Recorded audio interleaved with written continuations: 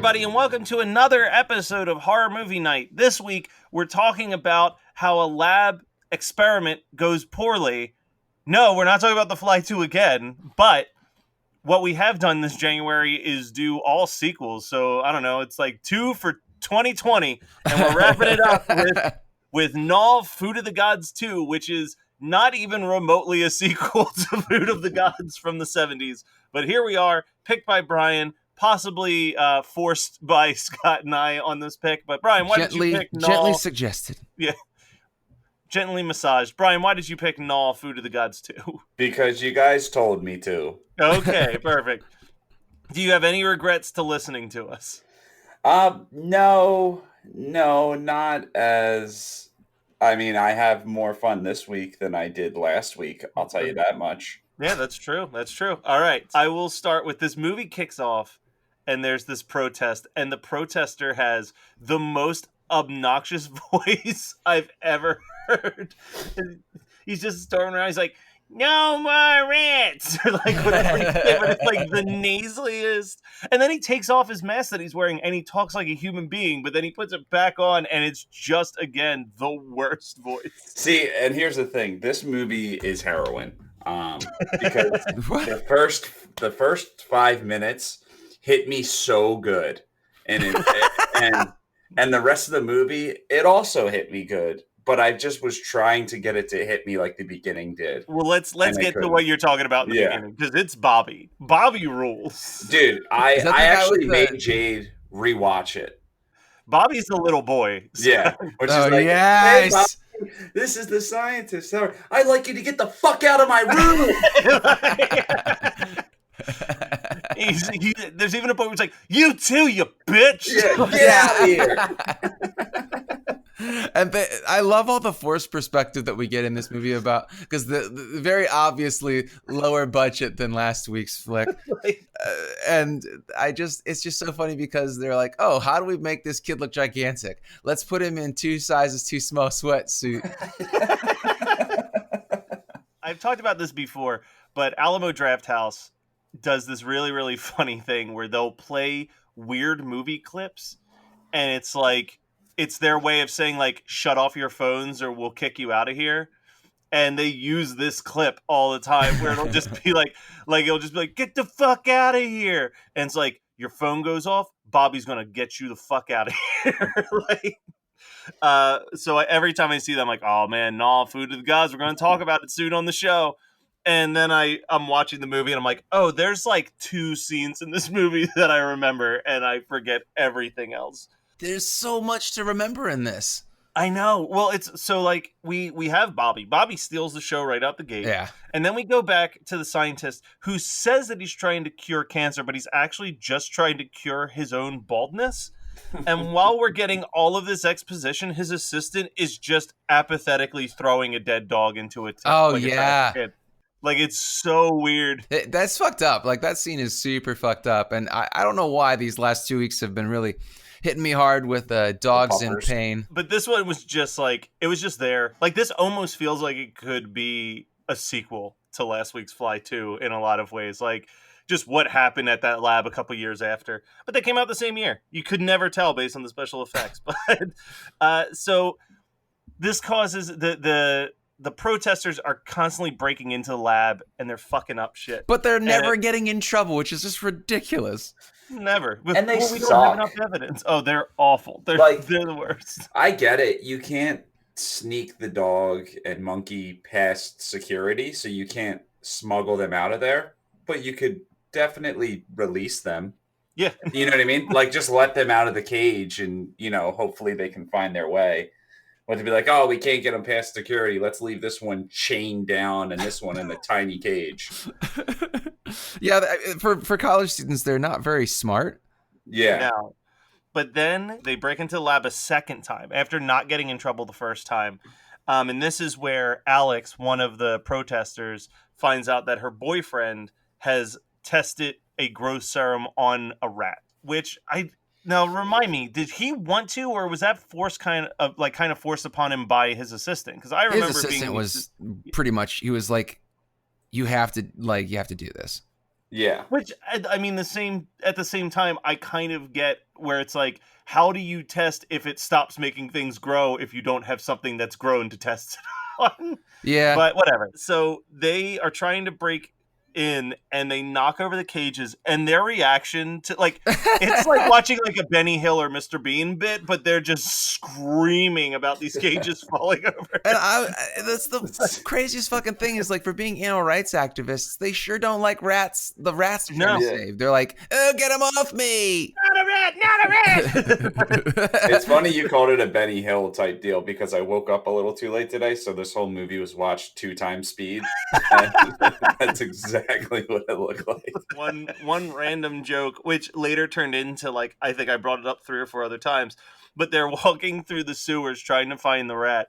And I just wrote down, but what about the RUSs? What, the rodents of unusual size? I don't think that they exist.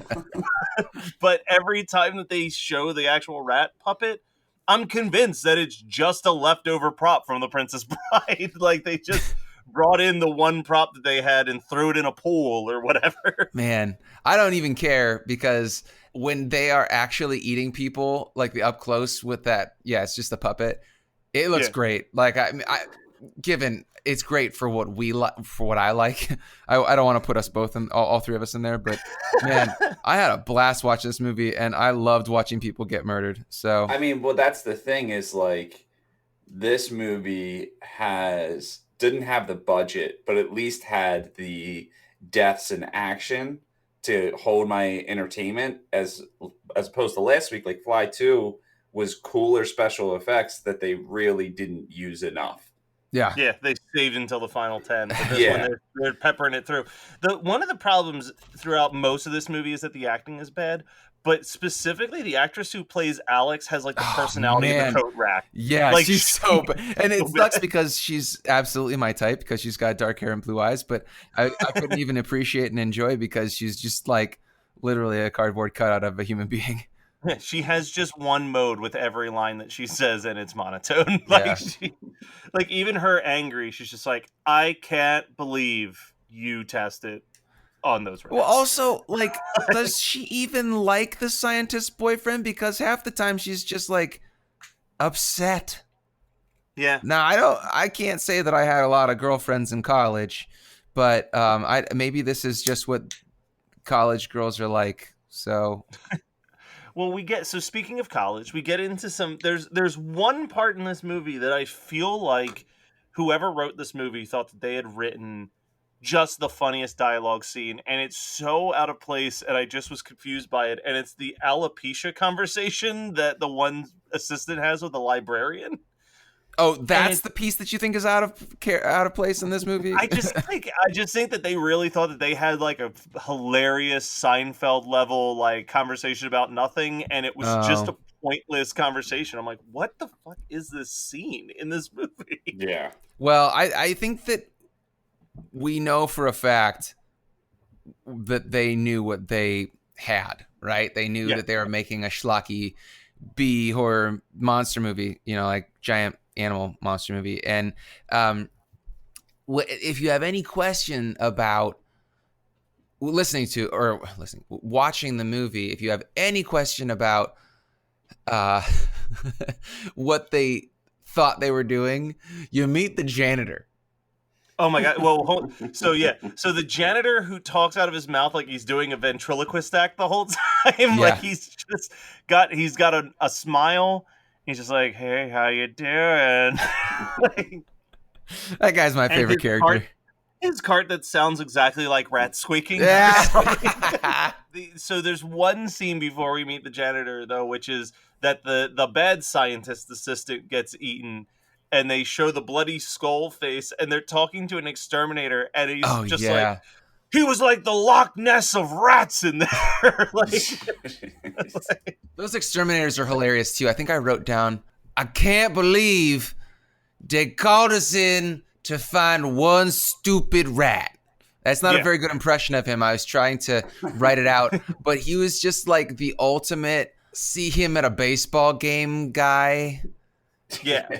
I don't know. But then like you have the janitor, Zeke, who gets killed right away. Like you meet him and then he dies, and his death is so confusing. I loved it. It's so funny because he's fucking dead, and the hero scientist is like, so and so, Zeke, what are you doing? You scared the crap out of me, and then it's just his back. The car's just slowly moving up to him, and then he just falls down, and it's just like a scratch down his back. Yeah. Like it doesn't make any sense. It doesn't look fatal. It does not look fatal. Well, but you get eaten by a fucking giant rat, and you tell me if it's fatal. Yeah, I mean, he didn't get eaten. He got a splash. Yeah, that's it. Then we see a real death happen, which is when there's a guy having sex outside of the school. Oh my God. And then he's taking a piss while whistling La Cucaracha, which is, we've already talked about this with Bloody Murder too, but there's some really insensitive stuff going on whenever there's anyone that's remotely Hispanic in screen. Hey, they did their research. They're like, all right, we did some culture research, and Mexicans are all named Carlos. They have big old fluffy mustaches, and their favorite song is La Cucaracha. But he's doing La Cucaracha while taking a piss, so I thought that was supposed to be a dick joke, but it doesn't really read. Yeah. It doesn't. I would not. No, I don't think I would call my dick the cockroach. No. I love the fact that we have an HMN first on this show. A naked man ass chase scene. Yes. Yeah. Hopefully not the last. No. Many more hopefully are in our future. So there's a scene that I completely forgot about, and then it started happening in the movie, and I was... Oh, the scene I was waiting for the whole time. Oh my God. The giant sex scene. It's the fucking on arugula scene. This is the whole reason that I was pushing for this to be... Very upset about absurd. it. I was very upset about it. Why? Why? Because that was the whole reason we watched it, and I didn't realize the gift that you guys sent me was the entirety of the scene. The implication of that scene is really, really disturbing. Because like all of your body, big hand, yeah, giant big hand, like rubbing the boob. Yeah, that woman got paid to get her breasts rubbed by a giant animatronic hand, and I know she didn't get paid enough. Oh, you say animatronic. That was a foam hand that you would wear at a sporting event.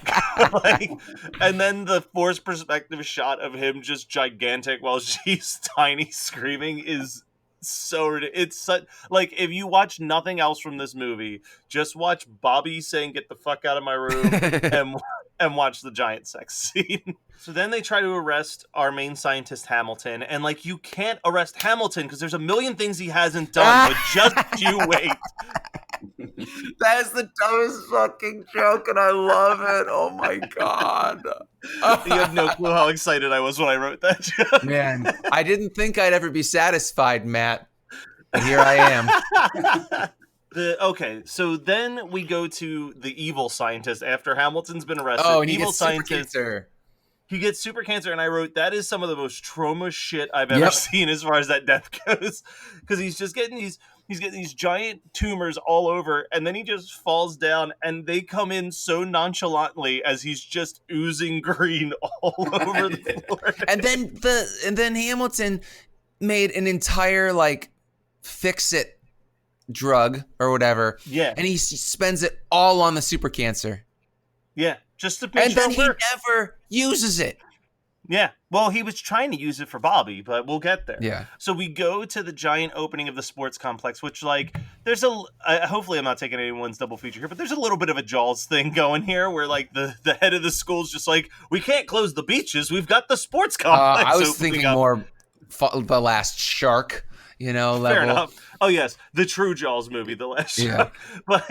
But they kick off the sports complex with synchronized swimming, which is so weird to watch, and I'm so excited that the Summer Olympics are this year because I will watch the shit out of the synchronized swimming competition. That's another HMN first synchronized swimming scene. But you're missing Aunt Edna's national anthem right beforehand. It's so bad. But yeah, so then I always remembered this scene for some reason. I think it was in some random documentary about horror films where I own plenty that just would always show the footage of like the rats inside the pool. So it's like, there's a scene in a pool. I remember that distinctly. So the whole pool scene happens. They kill all the rats. And then the movie ends with Hamilton calling his friend who's watching over Bobby and being like, I've got the solution. We could save Bobby. And she's like, Harry, he's more violent and bigger than ever before. And then he just muffles her to death, which it's like, give me something. Give me a head rip. Give me something really violent. And then he breaks out. But like, I don't know. They make it like it's a terrifying ending, but I feel like gigantic child is going to be pretty easy to find and just shoot him with the serum that you need. It's one. It's not like there are 35 monster rats like there were before. That's what I mean. They're talking about Bobby. Bobby busted loose, and they're like, oh, I know, but there were 35 of those rats. That's true, too. So, I mean, also, this movie is unofficially Star Wars canon because the cops are such bad shots that they're shooting people instead of rats. They're like stormtroopers. They become stormtroopers. Yeah. Oh, man. But yeah, I mean, I'm glad I watched it. I'm also glad that because I was tempted to buy the DVD. I'm glad I didn't do that because it was about $35 used on Amazon. Oh, like eBay. Or like, oh man, I could use this $35 better in my life. When it says Matt Kelly never. I mean, I was looking at it and I was like, because I think it was that it wasn't streaming anywhere. We had to use some like weird website where it was awful. It was mirrored, like everything was reversed, and I was like, okay, but maybe. And then I looked at the prices. I was like, oh, I don't know how much I'm going to watch Gnaw, Food of the Gods 2 beyond this. Well, 2020 is the year that we start, or is the year that we're going to try to be better at not spending so much goddamn money to watch the stuff that we. I know. But if I had the option to, I would have. Just it has to be immediate. Like if it was like $7 to rent on Prime, I probably would have paid it. Oh, I would have too, because the copy we found was garbage. Well, and like, I don't know. I would say that if this was $15 or less, I would have bought the DVD. That is a lot of money for this movie. It's definitely better. Have either of you seen the original Food of the Gods? Yeah, that's how this whole thing came up. This is more fun than the original Food of the Gods. Wait. This is, I think, what happened. Brian watched Food of the Gods. He liked it because he liked 70s schlock horror. And then he got picked, or he got strong-armed into being our third host and was like, well, I guess I have to pick only sequels, so Food of the Gods 2. That's it. That sounds like it would be right, but it's actually not the reason. So I saw it and I was like, we have to do this for the episode. And then I was researching more of the movie and found out that the original, they were just shooting mice close range with a paintball gun, and I was like, I don't really want to watch that now again. And then I told you guys that, and you were like, well, we should watch 2 because there's a giant sex scene. So I was like, okay, I'll watch 2. I think that you might have had that conversation with your brother because I don't remember. I sure don't remember you saying that they were shooting rats with paintballs. Yeah. No, the original Food of the Gods, they were shooting close range with like that's why. When they would shoot them, like the flips that they would do and like the twists and stuff, like was genuine them getting shot. That's fucked up. Mm-hmm. And back then that was not animal cruelty because they weren't shooting them with real guns and killing them. They were just calling them massive amount of pain. Yeah. The 70s were wild, dude. Yay for the drugs in the 70s. Boo to the animal cruelty. No, I'm staying off topic. Have you guys seen, because I will post it if I have to, have you guys seen the SNL sketch with Tracy Morgan about the buddy dog movie? No. Where the dog like tries to fly a rocket and it just keeps showing all the takes of like the rockets exploding with the dog. but every credit is Life is a Highway. I'll have to, if we have time between this and the next one, I'll have to send it to you. Dude, I remember that one. Holy shit. All right, so Brian, you get to go first because you were the one that picked this. What was your double feature for this? My double feature, I have to explain it, but my double feature is An American Tail. And the reason you don't have to explain it. I already understand. And the reason for that is this following story did not happen, but it could have. It very, very well could have happened. I could have been watching this with Jade, right? And then when he's playing the flute and the rats come, I'm like, "You ever see the show Community?" And she's like, "No, I never seen the show Community." I'd be like, "Oh, there's an episode where Abed has to get a rat out of a vent, so he gets it out by singing the song from American Tail. And she's like, I don't know what American Tail is. I'm like, yeah, the song American Tail, somewhere out there. She's like, oh, you mean Five-O? I said, yeah, American Tail. She said, why are you calling it American Tail? No one calls it American Tail. I said, everyone calls it American Tail. She goes, no, everyone calls it Five-O. I said, anyway, we should watch that after this. She's like, okay, cool, it's better than this. And then we watch it. All right. Scott, do you want to go next? Or Holy shit, how? I mean, I have two choices, so I know that you can't take both of them. Well, I have two choices as well, but I'll go with the one that I think would be a really good double feature. I think that Uninvited would be really fun. Oh, no, never mind. So I don't know why that came to mind when I was watching this. I mean, if you don't say the other one, I'll just mention it as like if you really want to do a triple feature. But yeah, I think that I really think that Uninvited would be a fun double feature. You start with Food of the Gods 2, and then you do Killer Cat Monster. Yeah.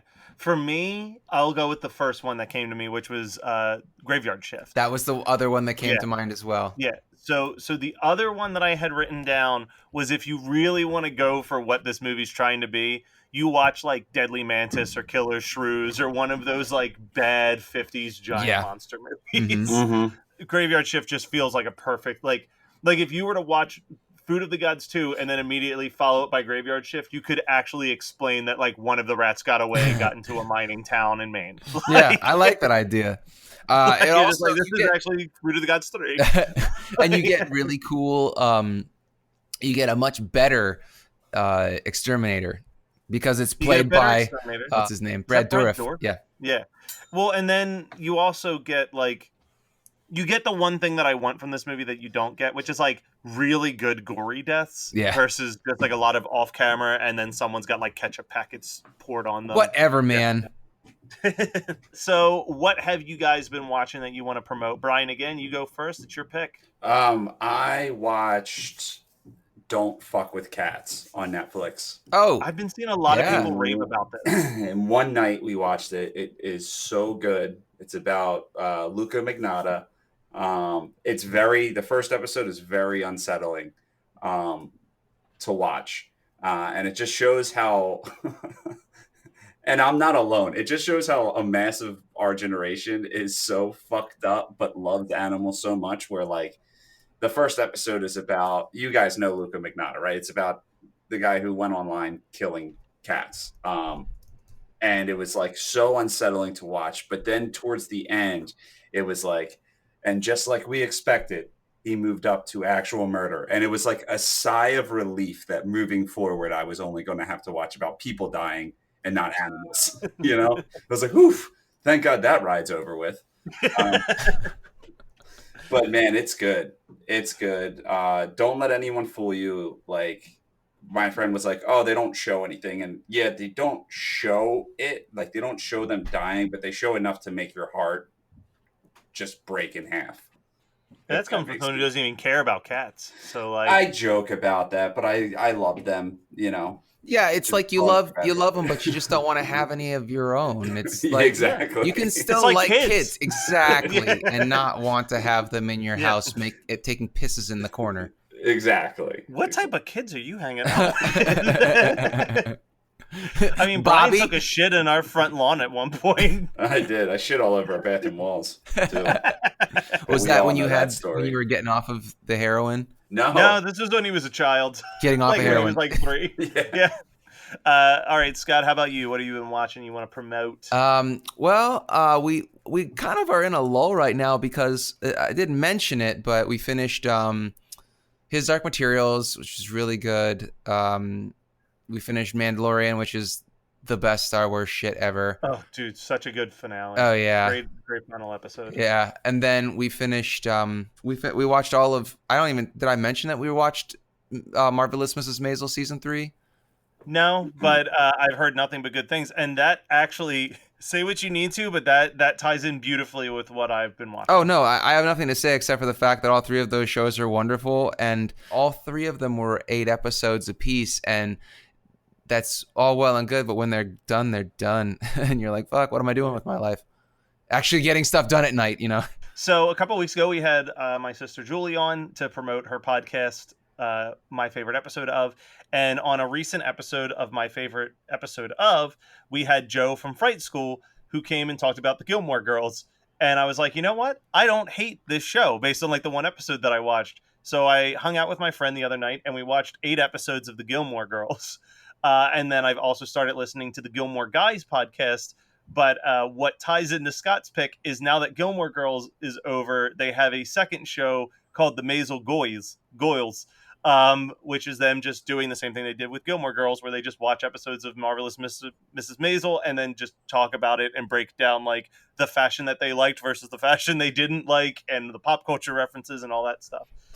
So yeah, very interesting. I'm officially a Gilmore Girls fan. The show is delightful. Nice. It's like, to describe it the same way Joe did, it's like a warm blanket on a cold winter day. Like that's what the show just feels like, because there's zero conflicts and it's just a small town being quirky and small. Oh, well, that actually sounds interesting to me. I could care less about the actual Gilmore Girls, but like, you know, Jackson, the produce guy who's always fighting with the chef about how his produce is better than she says it is. Like, I want to know what happens with Jackson, who's only in an episode for 2 minutes every episode. Like, they do a great job of just making the side characters what you stay for, because you're like, I'm just getting little pieces of their life, but it's so interesting. Also, one episode involved a girl skanking to Time Bomb by Rancid. Wow. Yeah, it's very much a time capsule of the 2000s. The Time Bomb capsule.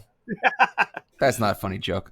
It was funny when I was like sitting on the couch with my friend, like I'm like, is Rancid playing in the background? And she's like, I don't know. And then like they open up a door and there's like a girl behind the door skanking, and I was like, it's Rancid. Like, that's the most like unpunk thing I can think of is like, hey, our song is on Gilmore Girls. Oh man. All right. Well, thank you for listening to another lovely episode of Horror Movie Night. I thought it was lovely. It's a nice short, it's a bite-sized episode. It's one of our shorter ones. But it's fine. Gnaw, Food of the Gods Part 2.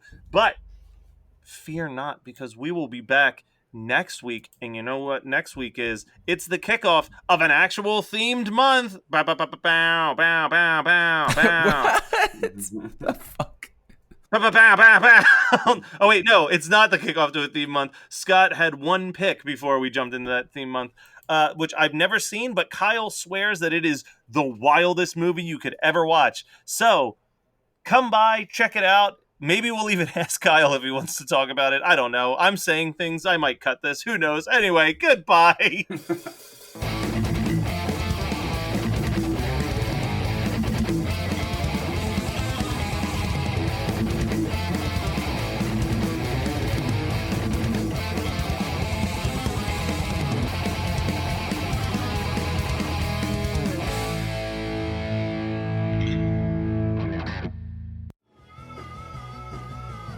You're listening to the Geekscape Network.